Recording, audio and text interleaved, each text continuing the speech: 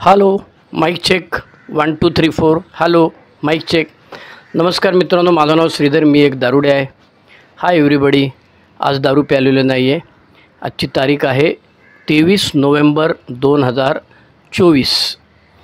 आजचा विषय आहे 100वा व्हिडिओ. बरोबर आहे. आज मी हा व्हिडिओ तुम्हा सगळ्यांचे आभार मानण्याकरता, तुम्हाला धन्यवाद देण्याकरता आणि तुमच्याप्रती कृतज्ञता व्यक्त करण्याकरता हा व्हिडिओ मी करीत आहे. आजच्या व्हिडिओमध्ये हे व्हिडिओ चॅनल ए शेअरिंग मुंबई श्रीधर हे व्हिडिओ यूट्यूब चॅनल सुरू करण्यापूर्वी मला हे का सुरू करावं असं वाटलं त्याच्याबद्दल मी बोलेन. ह्या चॅनलमध्ये काय आहे ते मी सांगेन. हे चॅनल सुरू केल्यानंतर किती लोकांनी मला मदत केलेली आहे त्या सगळ्यांची नावं आणि त्यांनी केलेली मदत आणि या सगळ्या गोष्टी मी सांगायचा प्रयत्न करणार आहे. त्याच्यामुळे 1 जून 2024 म्हणजे बरोबर 6 महिन्यापूर्वी, जून जुलै ऑगस्ट सप्टेंबर ऑक्टोबर नोव्हेंबर 6 महिने झाले. 6 महिन्यापूर्वी हे यूट्यूब चॅनल मी सुरू केलं. सुरू करण्यापूर्वी माझ्या मनामध्ये काय विचार होते तर मी आता गेली 35 वर्ष दारूपासून दूर आहे आणि मी सातत्याने अल्कोहोलिक्स आहे. म्हणजे मी मध्येच गायब झालो, काहीतरी लफडा झाला, काहीतरी लफडं केलं आणि मी 2 वर्ष गायब आहे वगैरे असं काहीही केलेलं नसल्यामुळे मी सातत्याने 35 वर्ष अल्कोहोलिक्सच्या मीटिंगमध्ये आहे. आणि मी वेगवेगळे प्रयोग करतो, मला आवडतं प्रयोग करायला. त्याच्यामुळे मी छोटासा टेप रेकॉर्डर घेतला होता अगदी सुरुवातीला पहिल्या 2 वर्षामध्ये, ज्याच्यामध्ये मी ऑडिओ कॅसेट टाकायचा. तुम्हाला आठवत असेल तर सोनीची ती कॅसेट यायची, ती कॅसेट टाकायचो आणि रेकॉर्डिंग करायचो. विशेषतः माझ्या वाढदिवसाला जे असायचं तो पूर्ण कार्यक्रम मी रेकॉर्ड करून घेत असे. आणि अर्थातच मग ते ऐकत असे. तेव्हा इतरांना हे सोशल मीडिया, व्हॉट्सअप वगैरे काय भानगड नव्हतीच तेव्हा. त्याच्यामुळे ते आपलं ऑडिओ करायचं आणि ठेवून द्यायचं. त्यामुळे अशा गेल्या 35 वर्षाच्या माझ्याकडे कॅसेट्स होत्या. आता ह्या कॅसेटचं मी आणि भाड्याने राहतो मुंबईमध्ये. माझं ओरिजिनल घर भिवंडीमध्ये आहे आणि सध्या मी कामामुळे मुंबईमध्ये भाड्याने राहतो. आपलं स्वतःचं घर घ्यायची काय आपली आर्थिक कुवत नाही. त्याच्यामुळे दर 3 वर्षांनी दर 2 वर्षांनी घर बदलताना बायको आणि मुलगी ओरडायच्या, अहो द्या ना टाकून, हे किती दिवस ठेवणार, बरं तुम्ही काय ऐकत नाही काय नाही आणि ते नुसतंच हे ठेवून दिलेलं आहे, द्या टाकून, ते कोणाला तरी देऊन टाका तुमचा एवढा जीव गुंतला असेल तर. आणि असं वारंवार मला ते प्रोटेक्ट करायला लागायचं की त्या हिरिरीनी बऱ्याचदा त्या मलाच न सांगता माझे काय कॉलेजची जी प्रोफेशनल नोट्स असायच्या त्या बघायच्या की हा बाबा हे 6 महिने ह्याला हात लावलेले नाही ते मला न विचारतात टाकून द्यायच्या. आणि मलाही ते कळायचं नाही. नंतर मग कधीतरी 6 महिने वर्षभराने मी विचारतो, अरे इथे एक पिशवी होती माझी ना, मोठं बोचकं मी बांधलेलं होतं. ते म्हणाले ते मागेच आम्ही रद्दीत टाकून दिलं. अरे म्हटलं मला सांगितलं नाही, तुम्हाला सांगितलं असतं तुम्ही दिला हे नसतं का, हात लावू दिला नसतं ना. तर अशा पद्धतीने गेले 35 वर्षामध्ये त्या ऑडिओ कॅसेट्स मी जीवापाड जपून ठेवल्या होत्या. आता यथावकाश कॅसेट्स प्रकरण बंद झालं, त्याचा टेप रेकॉर्डर बंद झाला आणि ते सगळंच कालबाह्य झालं. तर माझ्यापुढे प्रश्न होता की याचं काय करावं बुवा आपण. तर मला एका हुशार माणसाने तंत्रस्नेही सभासदांनी सांगितलं की त्याच्या आता तुम्ही हे करून घ्या, काय म्हणतात त्याला, CD करून घ्या आणि MP3मध्ये कन्व्हर्ट करून घ्या, मग ते तुम्हाला पेनड्राईव्हमध्ये किंवा हार्ड डिस्कमध्ये स्टोअर करता येईल. मग शोध सुरू केला. एक डोंबिवलीला ग्रस्त सापडले. ते म्हणाले मी एका ऑडिओ कॅसेटचे 150 रुपये घेईन आणि मी तुमच्याकडे येऊन घेऊन जाईन दादर स्टेशनला आणि तुम्हाला परत आणून देईन. पण नंतर मग काय झालं माहीत नाही, ते काय फोन उचलेनासे झाले ग्रस्त, त्यामुळे ते अर्धवट राहिलं. बऱ्याच सभासदांना विचारलं, ते म्हणाले वो इधर जाओ. आता काय ते लॅमिंग्टन रोडला जा असं सांगायचे मला. ते मला काय सुधारायचं नाही आणि मी काय त्याच्यामध्ये डोकं घातलं नाही, त्याच्यामुळे ते तसंच राहिलं. मग यथावकाश केदार मला म्हणाला की अहो तुमच्याकडे ज्या कॅसेट आहेत त्यातल्या काही तर द्या मला, मी हे करतो, रेकॉर्डिंग करून घेतो. आणि मग पुण्याच्या केदार आपला दादानी त्या कॅसेट टेप रेकॉर्डरवर लावायच्या आणि त्याच्यासमोर दुसरं इन्स्ट्रुमेंट ठेवून मोबाईल वगैरे ठेवून ते रेकॉर्ड करायचं. असं 4-5 कॅसेट केल्या. पण ते पुण्याला कोण पाठवणार प्रत्येक वेळेला, एवढं झांगाट करत बसायचं. त्याच्यामुळे ते बाद झालं. आणि मग अचानक मला गोरेगावच्या हेमंत दादांनी सांगितलं की माझ्याकडे द्या, मी करतो. आणि त्यांनी ते स्वतः येऊन पावलीन ग्रुप दादर परळमध्ये मला भेटले आणि घेऊन गेले पहिल्यांदा. मग नंतर आमचे पार्ल्याचे मंगेश दादा होते, त्यांनी नेल्या. मग काही वेळेला दीपककडे दिलेल्या असायच्या त्या, आमचा परळचा दीपक आहे म्युन्सिपाल्टीवाला, त्याच्याकडे. अशा पद्धतीने हे झालं आणि त्याचं मग काहीतरी CD फॉर्ममध्ये किंवा पेनड्राईव्ह फॉर्ममध्ये किंवा काय ते MP3 फॉर्ममध्ये त्या तयार झाल्या. आणि मग मी त्या विस्तृतपणे माझ्याकडे ज्या आधी काही होत्या, मोबाईल जसा आला तसा मोबाईलमधलं रेकॉर्डिंग होतं, मग ते त्याच्यामध्ये शेअर केलेलं होतं. ते पुन्हा असॉर्टेड होतं. काही पेनड्राईव्हमध्ये होतं, काही हार्ड डिस्कमध्ये होतं, काही लॅपटॉपमध्ये होतं, काही PC मध्ये होतं ऑफिसच्या. त्याच्यामुळे ते सगळं कंपाईल करायला लागलं आणि हे सगळं कंपाईल करून मी ते फोल्डर आपले, बरं ते हार्ड डिस्कमध्ये, ती हार्ड डिस्क फार दिवस वापरली नाही तर ती ब्लॉक होते. ती 5-6 हजाराची हार्ड डिस्क आणि ती ब्लॉक नाही झाली तर त्यातलं सगळं फुकट जायची वेळ, त्यामुळे ती पूर्ण भीती असायची. मग असं करता करता गेल्या वर्षी मे-जून महिन्यामध्ये मे महिन्यातच टू बी प्रिसाईज आपला परळच्या पावलीन समूहामध्ये आनंददादा आपले आहेत, त्यांनी मला सांगितलं की तुम्ही 12 पायऱ्यांवरती इथे येऊन दर आठवड्याला आम्ही स्पीकर मीटिंग चालू केली तर इथे बोला. तर मी ठीक आहे म्हटलं, काय प्रॉब्लेम नाही. आणि मग मी तिथे शेअरिंग करायला लागल्यानंतर सगळी जी आपली नवीन पोरं जी आहेत ती म्हणाली, अहो ते श्रीधर भाऊ, आम्हाला तुमचं रेकॉर्डिंग मागच्या वेळेस जमलं नाही यायला, तर ते मला पाठवा ना जरा तुम्ही. व्हॉट्सअपवर लोक पाठवायला हे करायला लागले.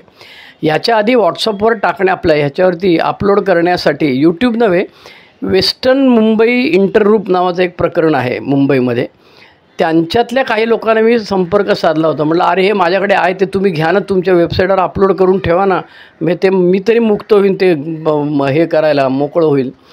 त्यांनी सांगितलं की नाही, ते आमच्या वेबसाईटवर एवढीच जागा आहे आणि ऑलरेडी आम्ही सॅम्पल म्हणून एवढी रेकॉर्डिंग टाकलेली आहेत, आता ह्याच्या व्यतिरिक्त काय आम्हाला करता येणार नाही, कारण ते करायचं असेल तर त्याला पैसे खर्च करावे लागतील.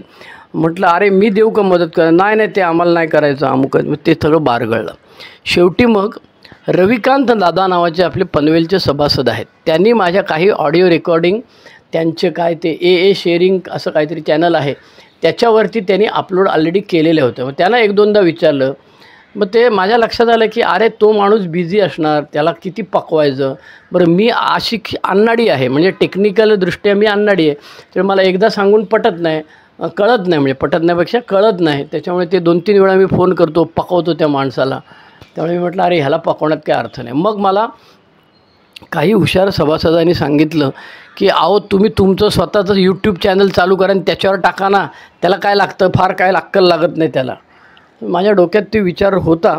मग मी एक दिवस बायकोला म्हटलं की अगं मला ना ते यूट्यूब चॅनल चालू करायचे. आणि इकडे म्हणाले, माझा मोबाईल घेतला खटाखट तिने, हां चल अमुक तमुक काय प्रश्न विचारले, टिकमार्क केल्या, कुठल्या ईमेलला कनेक्ट करायचं आहे. म्हटलं माझा आपला साठी वेगळा ईमेल आहे, साठी वेगळा मोबाईल नंबर आहे. माझा मोबाईल नंबर आपलं ईमेल ID sridharm25 SHREEDHARM25 त्याच्याशी कनेक्ट करायचं. मग ते तिने उघडून दिलं मला. मग त्याच्यासाठी जी पाटी टाकायला लागते ती पाटी बनवायला मला अक्कल नव्हती. मग मी पावलींच्या प्रमोदला विचारलं, त्यांनी मला मार्गदर्शन केलं. त्याच्यानंतर आपले पनवेलचे दादा आहेत, त्यांनी मला मार्गदर्शन केलं, ते कसं बनवायचं, कुठल्या ॲपमध्ये जायचं इत्यादी गोष्टी त्यांनी मला समजावून सांगितल्या. पण त्या माझ्या सुपीक डोक्यामध्ये काय त्या घुसेनात. कदाचित माझं वय झालं आहे 65, त्याच्यामुळे माझ्या डोसक्यात ते पहिले रमेश दादा पनवेलचे आपले, त्यांनी मला त्या पाट्या कसं बनवायचं ते सांगितलं. शेवटी मला आमच्या माहीमच्या फाउंडेशन ग्रुपचे अनुरूप दादा नावाचे ग्रस्त भेटले. ते म्हणाले सर मी तुम्हाला एकदम सोपं ॲप देतो. आणि त्यांनी एकदम सोपं ॲप मला दिलं, त्याचं नाव लॉगपिट प्लस, LOGOPIT, लोगोपिट प्लस. आणि त्यांनी ऑडिओ करून आणि स्क्रीनशॉट मारून मला सांगितलं. आणि ते इथंच असल्यामुळे त्या बाबाने बिचारीने मला सुरुवातीला खूप एंटरटेन केलं. आणि तो जो थंबनेल बनवायचा असतो तो थंबनेल मी बनवायला शिकलो. मग अपलोड करताना ते डबल क्लिक करायचं, मग ते किडसाठी नाही ते सांगायचं वगैरे वगैरे. मग मी ते केलं. आणि मी 1 जूनला पहिल्यांदा पावलीन समूहामध्ये झालेली 2री किंवा 3री पायरी मी अपलोड केली. त्यामुळे 1 जूनपासून ते आज 23 नोव्हेंबरपर्यंत सर्वसाधारणपणे 180 दिवस किंवा 6 महिने झालेले आहेत. आणि ह्या 6 महिन्यामध्ये ह्याचे 100 व्हिडिओ, आजचा हा 100वा व्हिडिओ आहे. त्याच्यामुळे तुम्ही सगळेजण ऐकताय, त्यामुळे तुमचंही अभिनंदन आणि परमेश्वराचे आभार की त्यांनी मला ही सद्बुद्धी दिली आणि हे इथपर्यंत आलो. आजच्या तारखेला 900 सबस्क्रायबर झालेले आहेत आणि 41,000 व्ह्यूज झालेले आहेत. आता दुसरी गंमत अशी आहे की यूट्यूबवरती व्हिडिओ टाकून किंवा ते काय रील म्हणतात त्याला, रील टाकून पैसे मिळतात. मला माहीत नव्हतं. मी माझे स्पॉन्सर तेव्हा सुनील के होते, नंतर ते मी बदलले. तर सुनील केनं विचारलं, ते म्हणाले अरे त्याला लाखो व्ह्यूज लागतात तेव्हा ते पैसे मिळतात म्हणे, तू गं बस. आणि त्याच्यामध्ये नंतर मला कळलं की त्यात ते बटन असते की त्याला आम्हाला पैसे नको म्हणून सांगायचं. मग ते मी बटन दाबलं. मग नंतर प्रश्न विचारलं एका हुशार माणसाला की अरे बाबा हे नंतर मी मेल्यानंतर किंवा सरकल्यानंतर त्याचं काहीतरी धुणीभांडी करायला पाहिजेत ना. मग ते आमचे कोल्हापूरचे आहेत दादा आहेत, त्यांनी सांगितलं की निलेश दादा, त्यांनी सांगितलं की अहो तुम्ही 2-3 लोकांना त्याचं काय ते पासवर्ड वगैरे दिलं की ते नंतर तुमच्या पश्चात किंवा तुम्ही सरकल्यानंतर ते चालू राहील, काय काळजी करू नका. त्याचं त्यांना पाहिजे असेल तर ते नवीन व्हिडिओ टाकू शकतात किंवा आहे त्या व्हिडिओची ती लिंक. आता आपल्याला कसं आहे, आपण सगळेजण काय टेक्नोसेवी नाही आहोत, त्याच्यामुळे तंत्रज्ञानामध्ये आपल्यापैकी बरेच लोक अनाडी आहेत, मी धरून. त्याच्यामुळे ती लिंक पाठवलेली असली, हा शोध मला लागायला 20-25 व्हिडिओ झाल्यानंतर शोध लागला. मी नुसतंच आपलं त्या चॅनलचं लिंक पाठवायचे, म्हणजे तिथे सगळ्या दिसायच्या. पण लोकांना ते सगळ्यामध्ये बघण्यात इंटरेस्ट नव्हता. नवीन असेल ती बघायची. मग ते मी कुठलं तरी एक हिंदी स्पीकिंग ग्रुपमध्ये कोणीतरी मला ॲड केलं. मग तिथे ते रविकांतचं मी बघितलं, अरे तो त्याच्यावरती लिंक टाकतो. मग मी पण लिंक टाकायला सुरुवात केली. मग लिंक टाकायला सुरुवात एका वेळी 5च जणांना जातं, एवढ्या लोकांना कुठून टाकायचं. मग कोणीतरी सांगितलं की अरे ती काय म्हणतात त्याला, ब्रॉडकास्ट लिस्ट बनव. मग मी ती ब्रॉडकास्ट लिस्ट बनवली. तर ती फॉरवर्ड करताना ब्रॉडकास्ट लिस्ट दिसत नाही, कारण ते काय नाव नाही आहे. त्याच्यामुळे ते फॉरवर्ड करताना नावं दिसतात इतरांची, ब्रॉडकास्ट लिस्ट दिसेना. बरं, त्या ब्रॉडकास्ट लिस्टला कायम वर ठेवायची, त्याच्यावरती टुकटुक काहीतरी सतत टाकलं पाहिजे तर ती वरती दिसेल, नाही तर ती नवीन लोकांच्या व्हॉट्सअप पाठवले की ती खाली जायची. मग आणखी निलेश दादांनी सांगितलं की तुम्ही चॅनल चालू करा. मग मी ते चॅनल चालू केलं, म्हणजे नाही चॅनल नाही, काय म्हणतात त्याला, ग्रुप चालू केला. मग त्या ग्रुप चालू केल्यानंतर त्याच्यामध्ये लोक ते सभासद मंडळी ते आपल्याला ग्रुप म्हटलं की त्याच्यावरती अनाऊन्समेंट टाकायची, एवढंच माहिती आहे ना. त्याच्यामुळे त्याच्यात सगळं लिहूनसुद्धा अनाऊन्समेंट टाकायला लागले. आणि अमरचंद दादाला आमच्या राग आला बदलापूरच्या, त्यांनी लगेच ग्रुपमधनं एक्झिट घेऊन टाकली. तर माझ्या लक्षात आलं, अरे मी म्हटलं हे काय लोक रागावतील ना रे आपल्यावर विनाकारण, काय त्याचा हेतू सगळा हे होतं आहे. म्हणाले मग लॉक करून ठेवायचं. अरे मग लॉक केलं तर म्हटलं मग ते काय अभिप्राय मला देऊ शकणार नाही. त्यामुळे त्यांना अभिप्राय देण्याकरता यूट्यूबच्या खाली कॉमेंट नावाचा प्रकार तुम्ही ओपन ठेवलेला आहे आणि कॉमेंटमध्ये करतायत, बरेच लोक कॉमेंट करतायत, काही जणं सातत्याने वाचतायत. आमच्या ॲलनॉन भगिनी आहेत भिवंडीच्या, सुभाषकेंच्या त्या अर्चना म्हणून आहेत, त्यांचा रेग्युलर हे येतो. आणि माझ्या आपल्या शाळेमध्ये असलेल्या काही माझ्या वर्गमैत्रिणी ज्या ॲलनॉन मेंबर आहेत, त्यांचे नवरे बिचारे दारू पिऊन वारले वगैरे वगैरे, त्या मंडळींनीसुद्धा ती ऑडिओ ऐकून त्याच्यावरती अभिप्राय दिला आणि आणखी 10 लोकांना पाठवलं. त्याच्यामुळे ही सुरुवात 1 जूनला मी ही अशी केली. तांत्रिक अडचणी येत राहिल्या आणि मग मी ते शिकत राहिलो. मग नंतर प्रश्न असा आला की जुन्या ऑडिओ करायच्या तर त्याचा आवाज बरोबर नाही आहे. मग तो आवाज सुधारण्यासाठी मी पकवलं सगळ्या लोकांना. मी आमचे कल्पेश दादा आहेत पुण्याचे, त्याच्यानंतर संक्रमण दादा आहेत, त्याच्यानंतर विपुल दादा आपले हडपसरचे आहेत, त्याच्यानंतर डोंबिवलीचे अरुण दादा आहेत, वसईचं देवेंद्र नावाचं सभासद आहे, पावलींचा प्रमोद आहे, पनवेलचे रविकांत आहेत. ह्या सगळ्या मंडळींनी मला मदत केलेली आहे. सगळ्यात मोठी मदत माझ्या अर्थात बायकोनी केलेली आहे. ती सुरुवात करून दिली आणि नंतर ती मध्ये जेव्हा जेव्हा काय मी विचारेल तेव्हा तेव्हा मला ती सांगत असे. त्याच्यामुळे हे असं केल्यामुळे मी हळूहळू तर तुम्हाला मी सांगत होतो ते त्या माणसाचे रेकॉर्ड जुनी असल्यामुळे ते काय खरखर असायची. मग त्याच्यामध्ये एका शाण्याने सांगितलं की तुम्ही हे ॲप डाउनलोड करा. मग त्या ॲपमध्ये तुम्हाला तो आवाज स्वच्छ करून मिळतो. मग ते शोधून काढलं मी ते ॲप स्वच्छ करायचं. मग ते अपलोड केलं, मी अपलोड करून डाउनलोड झालं. मग ते डाउनलोड केल्यावर कुठे दिसतं ते मला कळेना.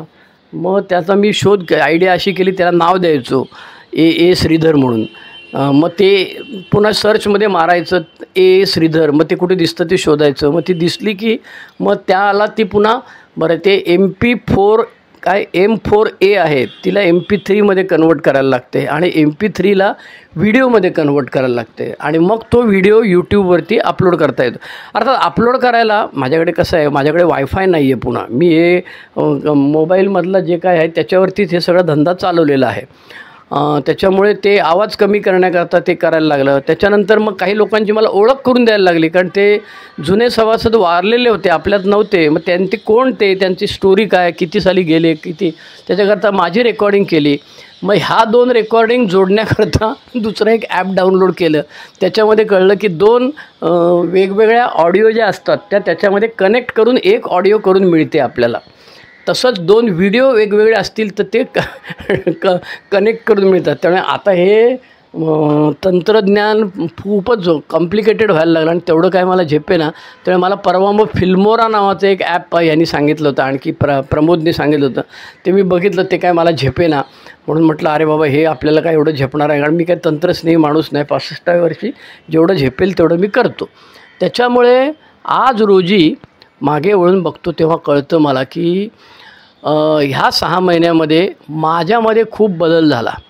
मला खूप अक्कल आली आणि त्या सगळ्याला कारण होतं ते म्हणजे असं की आपल्याकडे जे आहे, जे मी मेल्यानंतर ह्या कॅसेट किंवा ह्या हार्ड डिस्कमध्ये ते तसंच पडून राहील, ते लोकांपर्यंत पोचणार नाही. आणि त्याच्याकरता ती जी कळकळ होती माझी, त्या कळकळीचं प्रगटीकरण म्हणून हे चॅनल सुरू झालेलं आहे. ह्याच्यातनं ना पैसे मिळणार, ना माझी ॲनॉनिमिटी ब्रेक होणार, ना मला काय आणखी मूठभर मास मिळणार, की मला काय मोठेपणा मिळणार. आता माझं वय 65, माझी सोबरायटी 35 वर्षाची. मी ऑलरेडी स्टार स्पीकर म्हणून सगळे गावभर बोंबा मारून शेअरिंग करून आलेलो आहे. तर मला नव्याने काय आता अचीव करायचं आणि झेंडा लावायचा आणि बिल्ला मिळवायचा हे काय राहिलेलं नाही. त्याच्यामुळे मला, आणि त्यात आणखी मी नवीन स्पॉन्सी घेत नाही आता कोणी. जे जुने आहेत त्यांना पण हात जोडून सांगितले, बाबा रे आता मी सरकणार, 65 झालो, आणखी 2-5 वर्षामध्ये काय खरं नाही माझं. त्याच्यामुळे तुम्ही आपला दुसरा शोधा. त्याच्यामुळे मला हक्काने सांगावं अशी माणसं कमी राहिली आजूबाजूला. अर्थात त्याला मीच जबाबदार आहे. त्याच्यामुळे असा हा प्रवास आहे. ही ब्रॉडकास्ट लिस्ट केली, नंतर ग्रुप केला. अच्छा, नंतर मग बायको म्हणाली की अरे तू नुसतं ते तोंडाजवळ धरतो मोबाईल, त्याच्यापेक्षा मी माझ्याकडे एक तुला हे आहे, काय म्हणतात त्याला, स्पीकर आहे. मग ती एक वायर दिली तिने, त्या वायरमधनंच मी आता बोलतो आहे. ते काय तिच्या ऑफिससाठी तिने विकत घेतलेलं तंत्रज्ञान हे सगळं होतं. ते म्हणाले हे लाव त्याला, मग तुला, आणि मग माझा आवाज एकदम क्लिअर यायला लागला. त्याच्यामुळे ह्या गेल्या 6 महिन्यामध्ये ह्या कॅसेट बदली करणे, त्याच्यानंतर अनेक लोकांनी मला नव्याने ऑडिओ पाठवल्या. आपले भांडूपचे संजय दादा, सुफलामचे सुभाष दादा, अरुण दादा, या सगळ्या लोकांनी मला पाठवले आणि मग मी ते त्याच्यावरती अपलोड करायला लागलो. आता नवीन एक प्रयोग जो सुरू केलेला आहे तो असा आहे की आमचे डोंबिवलीचे अरुण दादा म्हणाले की अरे तुला हिंदीवरती जर करायचं असेल तर ह्या चॅनलवर करून चालणार नाही, दुसरं चॅनल करायला पाहिजे. आता बोंबला आली का पंचायत. पुन्हा बायकोचे पाय धरले, अगं बाई ते करून दाखव. ते तिलाही काय जमेना. मग 2-4 वेळा ए शेअरिंग बंबई, त्याचं नाव बंबई ठेवलं, मुंबईच्या ऐवजी ए शेअरिंग बंबई, BAMBAI. तुम्ही आता ह्याच्यामध्ये टाका, कशामध्ये, यूट्यूबमध्ये टाका आणि काय त्याला म्हणतात बरं, गुगलमध्ये पण टाका, ए शेअरिंग बंबई श्रीधर, SHRIDHR.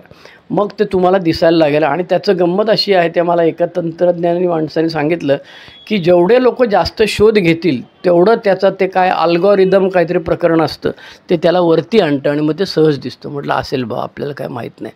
त्याच्यामुळे आता हिंदी चॅनल चालू केलं आहे. कुठले रे, नागपूरचे सुगत दादा आपले आहेत, त्यांचं काहीतरी दररोज मीटिंग असते.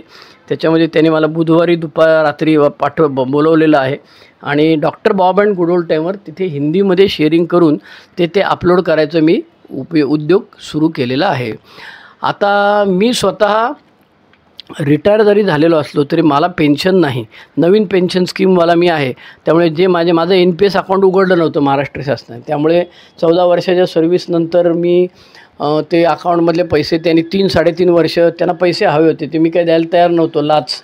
त्याच्यामुळे काहीतरी मध्यस्थ घातला एक राजकीय कार्यकर्ता आणि त्याच्याकडनं ते सगळं झालं माझं. मग ते पैसे मिळाले ते मी ह्याच्यामध्ये टाकून ठेवले, काय म्हणतात त्याला, सिनियर सिटीजन अकाउंट. मग ते दर 3 महिन्याने पैसे येतात. त्याच्यामुळे मी पोटापाण्यासाठी आणि मेंदू शाबूत राहावा आणि आपल्याला जे ज्ञान आहे ते लोकांपर्यंत पोचावं, पण फुकट नाही पोचवायचं, कारण फुकटाची किंमत नसते हे मी अनेक वेळा अनुभव घेतला. मी योगा शिकवले लोकांना, त्याचा काय उपयोग नसतो. त्याच्यामुळे मी रेग्युलर कॉलेजेसमध्ये LLMला शिकवतो. पण आता आमचं शिकवणं कसं असतं, 3 महिने शिकवणं, 3 महिने परीक्षा, पेपर तपासणे, रिव्हॅल्युएशन, ह्याव त्याव, आणि नंतर पुन्हा 3 महिन्यांनी दुसरं काय म्हणतात त्याला सेमिस्टर चालू होतं.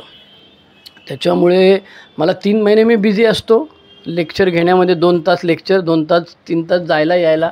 भांडूपला ह्याला जातो, चेंबूरला जातो, मालाडला जातो आणि विटीला जातो, आणि एखाद दिवस ऑनलाईन असतं. त्यामुळे मी बिझी असतो. मग आता ते बंद झालं 3 महिन्यानंतर की मग मला 3 महिने वेळ असतो. मग मी मोकाट सुटलो की मी ते कार्यशाळा घेत फिरतो, वेगवेगळ्या ठिकाणी मिटिंग करायला जातो, जिथे बोलवतील तिथे जवळपास. आता कसं आहे, रात्रीच्या वेळेला सुधरत नाही, त्याच्यामुळे कुठे बिडपडलो उडवलं कोणी गाडीवाल्याने, पंचायत व्हायची, ते निस्तराला भारी पडायचं. त्यामुळे बायको, पोरगी, स्पॉन्सर या सगळ्यांना सांभाळायला लागतं, आणि त्यातल्या त्यात जेवढं जमेल तेवढं मी करतो. मग आता ह्याच्यामध्ये मी गेल्या 6 महिन्यामध्ये मी काय अपलोड केलं आहे त्याची एक नजर टाकतो मी त्याच्यामध्ये. पहिली गोष्ट म्हणजे पावलीन समूहामध्ये 7-8 पायऱ्या मी केल्या, 8 पायऱ्या मला वाटतं केल्या. नंतर पावसाळा सुरू झाला आणि मी राहतो दादरला, आणि ते तिकडे परळ त्या बाजूला आलं. त्याच्यामुळे मध्ये ती जी रस्ता आहे तो काहीतरी अरुंद रस्ता असल्यामुळे त्याच्यावर ट्रॅफिक असतो, आणि संध्याकाळच्या वेळी मला काही सुधरत नाही. त्याच्यामुळे मग मी त्याला सांगितलं, विनंती केली की अहो बाबा मी सोडून द्या, आता मी नाही येणार, पुढचं पुढे बघूया. त्याच्यामुळे 8 पायऱ्या झाल्यानंतर मग घरी बसून रेकॉर्डिंग करायला सुरुवात केली मी. त्यामुळे 12 पायऱ्या स्वतंत्रपणे, आणि खूप मेहनत करून मी 12 पायऱ्यांवरती शेअरिंग केलेलं आहे, एक पायरी एका वेळी, बरं का. त्याच्यामध्ये मग मी बिग बुक, त्याच्यानंतर 12 पायऱ्या 12 रूढी पुस्तक, त्याच्यानंतर बेस्ट ऑफ ग्रेपवाईनमधलं एखादं आर्टिकल असेल ते, किंवा आपली पॅम्पलेट्स आहेत ती, या सगळ्यांचा अभ्यास करून आणि त्यात माझे अनुभव टाकून त्या 12 पायऱ्यांवरचे केलेलं आहे. आणि आणखी एक व्हिडिओ मी केला आहे जो आपला नेहमी एमध्ये विचारला जातं, पायऱ्या बेऱ्या नाही घेतलं तर काय होईल, त्या विषयावरती पण एक वेगळी हे केलेली आहे, ऑडिओ केलेला आहे. त्याच्यानंतर 12 रूढी, नोव्हेंबर महिना आल्यानंतर 12 रूढी म्हटलं, चला 12 रूढी करूया. नोव्हेंबर महिन्यामध्ये रूढी का, आता मी गेलो होतो तिकडे, कुठे गेलो होतो मी, त्या ह्याला काय म्हणतात त्याला, ओल्ड एज होम, वृद्धाश्रम, संगमेश्वरजवळ देवरुखला मी गेलो होतो. आणि मग तिथे मी एक सहज आपली एक म्हटलं, चला नोव्हेंबर महिना सुरू झालेला आहे, आता एक ऑडिओ टाकतो मी म्हटलं. म्हणून मग मी ऑडिओ टाकायला झाडाखाली बसलो, आणि मी बोलायला लागलो म्हटलं होईल 2-4-5 मिनटामध्ये. तर ते झालं 25 मिनटाचं, जो 25-30 मिनटाचं ती ऑडिओ झाली. आता बोंबला 25-30 मिनटाची ऑडिओ झाल्यानंतर ती जाईना. मग नंतर ट्यूबलाईट, बरं तिथं रेंज नाही, मग तिकडून आल्यानंतर मग ते काहीतरी कुठेतरी काहीतरी झंगाट झालं. ते देवाची कृपा, हळूहळू काहीतरी त्यात मदत झाली, आणि मग ती एक व्हिडिओ झाला, नोव्हेंबर महिन्यात रूढी का.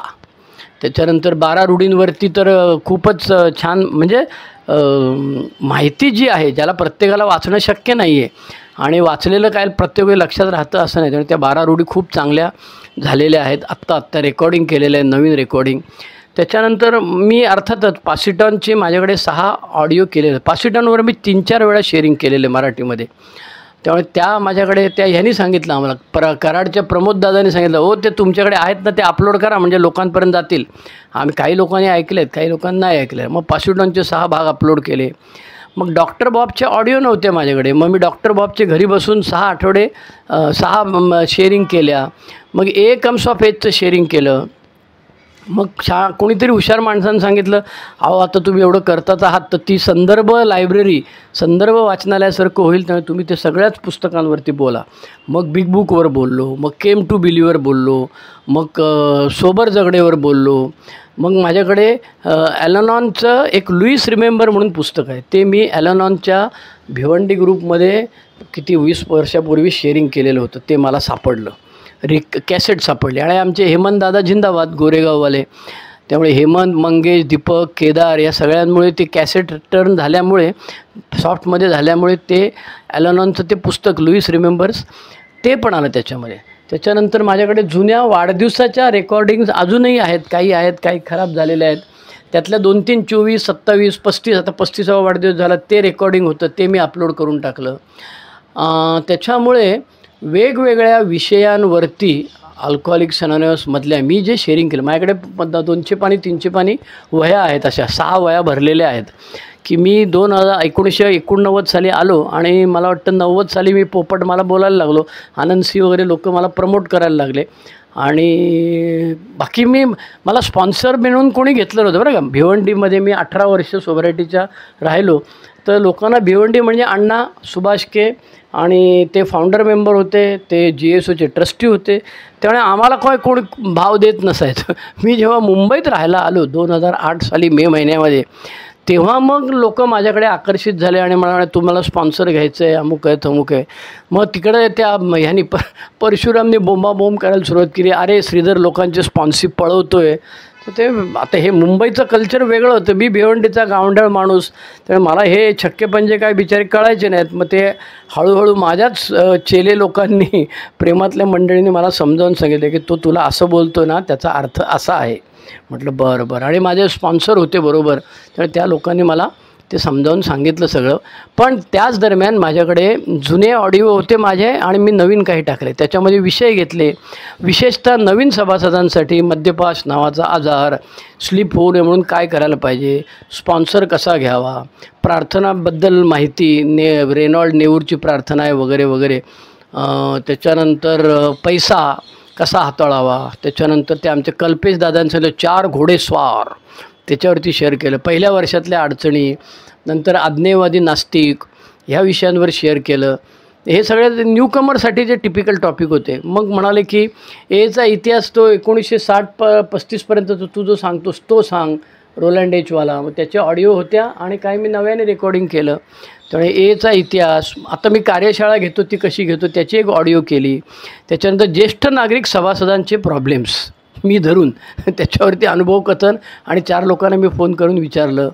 त्याच्यानंतर मेसेज देताना 12व्या पायरीचं काम करताना कोणती काळजी घ्यावी, ॲक्सेप्टन्स स्वीकार, बदललेला दृष्टिकोन, अशा अनेक विषयांवरती मी ह्या 100 व्हिडिओ जे आहेत त्याच्यामध्ये अपलोड केलेलं आहे. नंतर मग मला एक सुरसुरी आली, ती म्हणजे अशी की दुसऱ्यांची रेकॉर्डिंग अपलोड करायची. मग मला एका हुशार माणसानं सांगितलं, असं नसतं, तू त्याची परवानगी न घेता अपलोड केला तर तो ठोकेल तुला, तुझ्यावर केस टाकू शकतो. म्हटलं अरे बापरे, हे कोणी झंगट निस्तरायचं. मग मला त्यांनी सांगितलं की तुमच्याकडे मेलेलं माणसं सभासदांचे ऑडिओ रेकॉर्डिंग आहेत का. म्हटलं हो. मग म्हणाले ते अपलोड करा, त्यांची परवानगी घ्यायला काय वरती जायची गरज नाही तुम्हाला. मग मी सतीशच्या माझ्याकडे 4 रेकॉर्डिंग होत्या, ते अपलोड केले. गुरुजींचं केलं, विश्वनाथ गुरुजी ठाणे, मुकुंद ठाणे, प्रकाश डोंबिवली, प्रकाश ठाणे, अनंत सी, नंतर बापू दादरचे, बदलापूरचे तानाजी, अनिल डी, अंधेरीचे मिल्टन, दापोलीचे प्रसाद, या सगळ्या लोकांचे मी अपलोड केले. मग आमच्या अरुणदादांनी फोन करून सांगितलं, कांजूरमार्ग वसईवाले, की अरे तू करतोयस तर ते मला माझी पण ते हे करून टाक बघू. त्यांनी 3-4 पाठवली, त्या 3-4 अपलोड केल्या. मग मिलिंद आपले दादाचे आहेत त्यांचं एक केलं. शंकरभाऊंचा आत्ता 43वा वाढदिवस झाला त्याचं अपलोड केलं. आणि ह्याच्यामध्ये फायदा असा झाला की हे जे मेलेले मंडळी जी होती, जी आपल्यामध्ये हयात नाही आहेत आज, स्वर्गवासी झालेले, त्यांच्या ऑडिओमुळे काही लोकांना, आम्हाला त्या ह्यांनी नागेशनी फोन करून सांगितलं की अहो तानाजींचा आवाज ऐकल्यावर मी ढसढसा रडलो वगैरे. त्याच्यामुळे लोकांना ते नॉस्टॅल्जिक होतं, म्हणजे जुन्या आठवणींना उजाळा देणारं होतं. आणि त्याच्याकरता मला खूप मेहनत पण घ्यावी लागली, कारण त्या माणसाची ओळख मी करून द्यायचो. मग त्याच्याकरता मला त्या माणसाची ओळख, मला असलेली ओळख पुरेशी नव्हती. मग मला कोणाकोणाला फोन करायला लागायचं. मग मी आमचे भायखळ्याचे, ते आता भाईंदरला राहायला गेलेत, शंकरदादा, प्रफुल्ल भाऊ मुलुंडचे, त्याच्यानंतर पिंपरीचा प्रफुल्ल म्हणून एक आहेत ग्रस्त, पुण्याचे Mohan B, Shankar L Pune, Baban Kalachowki, Sharad C, Arun S, डोंबिवलीचे आणखी 2-3 जण, जयंत वगैरे, ह्यांना मी भगवान, शेखर, या सगळ्यांना मी विचारायचो की अरे तो हा होता, तो कसा होता, त्याचं काय तुला आठवतं आहे का, अमुक आहे का. ह्या सगळ्यामुळे आपले डोंबिवलीचे प्रकाशदादा जे वारले, त्यांच्या मुलाचा मला फोन आला आणि त्यांनी सांगितलं की अरे बाबा आमचे शेवटी ना म्हणाले 80 दिवस त्यांनी प्रायोपवेशन केलं होतं, उपवास केला होता आणि मग ते गेले म्हणाले. त्यांना शारीरिक वेदना खूप व्हायच्या. त्याच्यानंतर या प्रवासात मला एक नॉन अल्कोहोलिक ग्रस्त पुण्याचे, त्यांनी कुठून माझा फोन नंबर शोधून काढला भगवंत जाणे. ते म्हणाले मी ऐकतो म्हटलं अरे तुम्हाला कसं काय? ते म्हणाले काय यूट्यूबवरती हे शेअरिंग टाकलं की मिळतं म्हणाले, ते काय प्रॉब्लेम नाही. मग त्यांची ओळख झाली. मग ते कुठल्या ग्रुपमध्ये वगैरे होते, त्यांनी कोणाकडनं तरी हे घेतलं. नंतर दादरचे सुनील के म्हणून जे होते ते वाले, त्यांच्या मुलाचा मेसेज आला की अरे बाबांची माझ्याकडे हे रेकॉर्डिंग आहेत, काय म्हणतात त्याला, ते बिग बुकचं वर्कशॉप घ्यायचं, ती मोठी 2-2 तासाची 6-7 आहेत, ते मी पाठवतो तुला. म्हटलं पाठवा, त्याचं काय करायचं नंतर बघू म्हटलं. त्याच्यामुळे असे अनेक लोकांचे अभिप्राय आले. हे जे काय म्हणतात त्याला, कमेंट्स म्हणजे आपले राजनदादा वय वर्ष 74 सांताक्रूज बांद्रा, त्यांचा मेसेज या नेहमी येतात, ते टाकत असतात. त्याच्यामुळे ह्या माझ्या 6 महिन्याच्या 100 व्हिडिओच्या प्रवासामध्ये असंख्य लोकांचे उपकार आहेत आणि त्यांनी मदत केलेली आहे मला. त्यामुळे ह्या सगळ्यांचा हे करण्यासाठी, आभार मानण्यासाठी मी हा 100वा व्हिडिओ केलेला आहे. आता इथून पुढे काय, तर इथून पुढे 2 पर्याय आहेत माझ्यापुढे पर्याय असा आहे की मी जिथे कुठे रेकॉर्डिंग करतो, जिथे कुठे शेअरिंग करतो ते मी रेकॉर्डिंग करीन आणि ते अपलोड करीन, हा एक पर्याय. किंवा जसा जसा वेळ मिळेल तसं माझ्याकडे त्या 5-6 वह्या 200 पानी 300 पानी भरलेल्या आहेत. तर वेगवेगळ्या विषयांवरती, अनेक विषयांवरती मी शेअरिंग केलेलं आहे.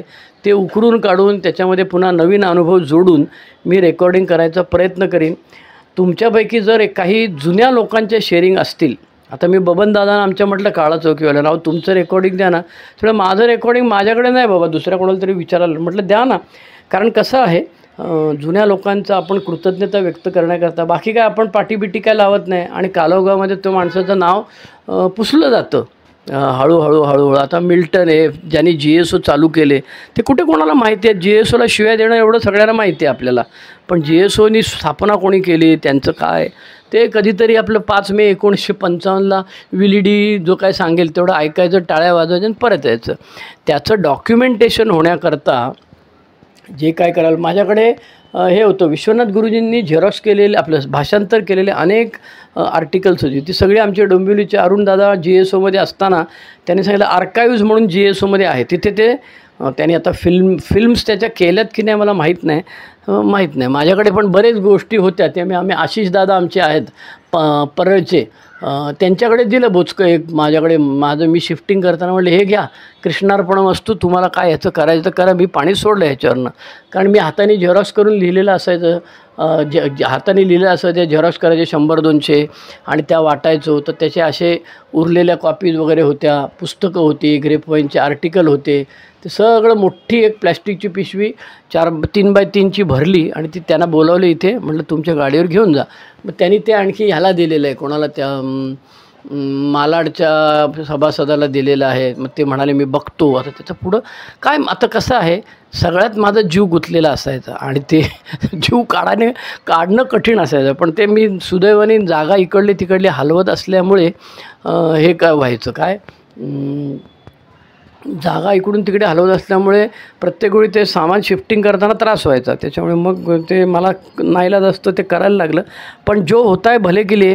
आज 65व्यावरती 35 वर्षाच्या सोबरिटीनंतर मागे वळून बघतो तेव्हा देवाचे किती उपकार आहेत, देवाचे किती आभार मानावे तेवढे थोडे आहेत, अल्कोहोलिक्स अनॉनिमसचे आभार मानावे तेवढे थोडे आहेत. आणि संस्था म्हणजे शेवटी माणसं असणार आहे बाबा.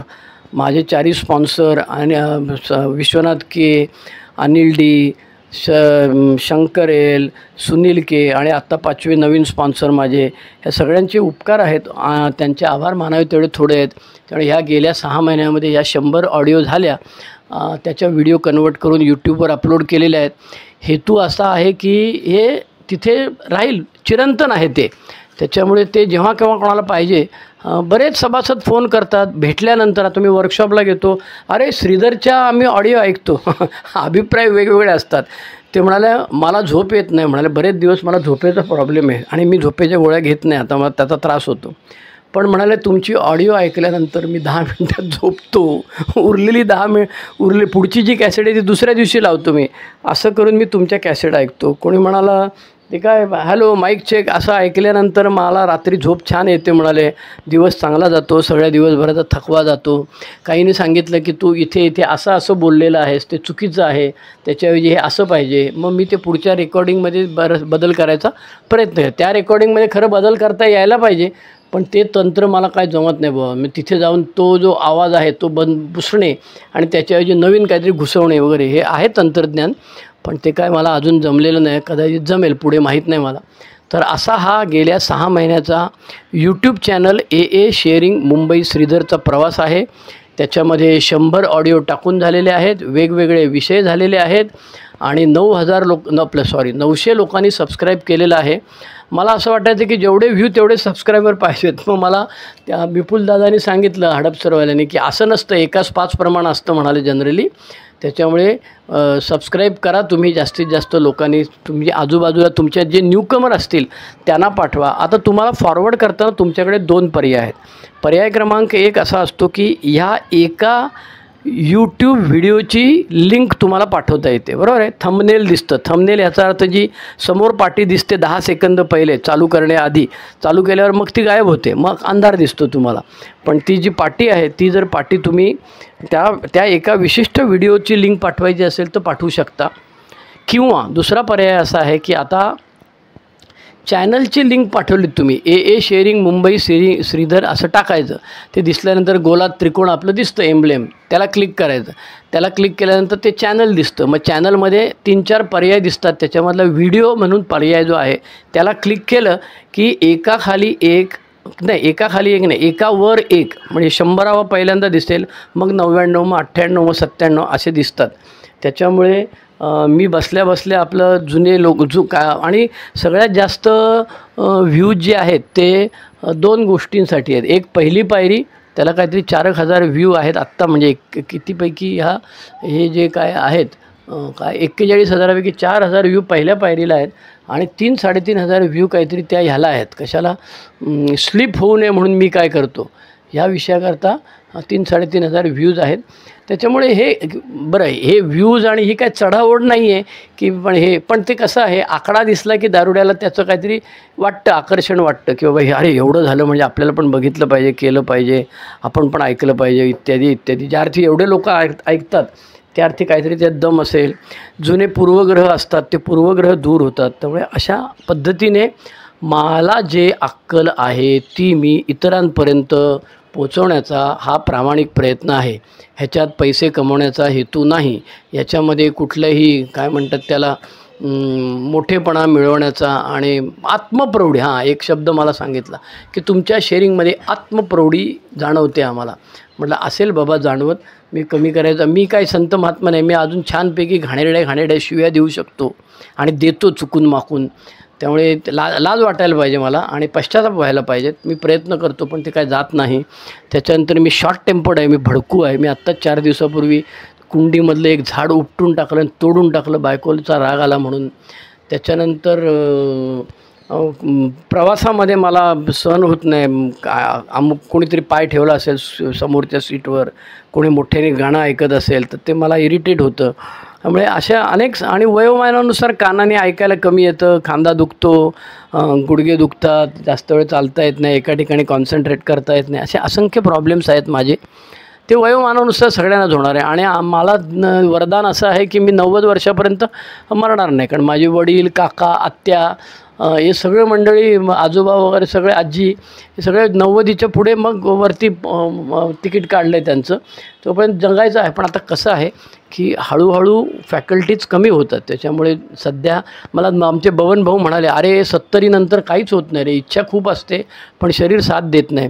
बापूंना आमच्या भिवंडीचा फोन करतो मी अधूनमधून, मनसुख दादांना फोन करतो. वयोवृद्धांचे आमचे प्रॉब्लेम्स वेगळे आहेत आणि अर्थात ते सगळ्यात भारतामध्ये आता लोकसंख्या 25% तरी याची होते, त्यामुळे त्यांचे प्रॉब्लेम्स आहेत. तर coming back to the story, 100वा व्हिडिओ. तुम्हा सगळ्यांचे आभार, धन्यवाद, देवाचे आभार, अल्कोहोलिक्स अनोनिमसचे आभार.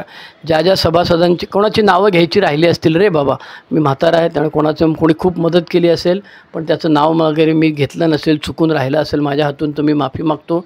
तुम्हा सगळ्यांचे आभार. आणि परमेश्वर आपल्याला सगळ्यांना आयुष्यभर दारूपासून दूर ठेवो आणि जे दारू पितात सध्या किंवा नवीन प्यायला सुरुवात करणार आहेत त्यांच्यापर्यंत अल्कोहोलिक्स अनोनिमस पोचावी, हा एकमेव हेतू ह्या ऑडिओचा आणि व्हिडिओचा आहे. इतर कुठलाही हेतू नाही आहे. मला तुम्ही ऐकून घेताय त्याच्याबद्दल मी तुमचे आभार पुन्हा एकदा कृतज्ञता व्यक्त करत मी इथे थांबतो. ठीक आहे, चला प्रार्थना म्हणूया. देवा, ज्या परिस्थितीला आम्ही बदलू शकत नाही ती स्वीकारण्यास मनाची प्रसन्नता आम्हाला दे. जी परिस्थिती आम्ही बदलू शकतो ती बदलण्याचे धैर्य आम्हाला लाभू दे आणि अशा परिस्थितीला भेद जाणण्याचे ज्ञान आम्हाला दे. येत रहा, कीप कमिंग बॅक. सबस्क्राईब करा, लाईक करा, कॉमेंट करा, फॉरवर्ड करा, एक लिंक फॉरवर्ड करा किंवा अख्ख्या यूट्यूब चॅनलची लिंक जी आहे जिथे 100 सगळे दिसतील अशी लिंक असेल ती फॉरवर्ड करा. ओके, चला bye bye. One day at a time. Thank you.